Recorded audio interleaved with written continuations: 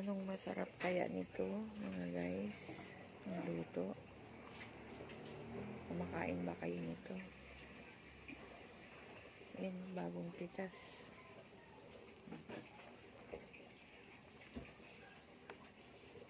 Ang lalaki. Ako, para sa akin, adobo, masarap. Kayo mga guys, anong gusto niyong luto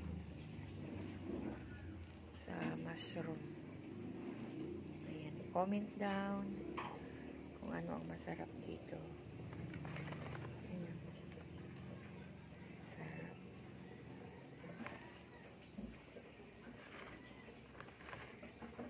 Binisan ko yan. Tapos hugasan ng mabuti. At banlian ng tubig na mainit. Ayan. Thank you for all watching.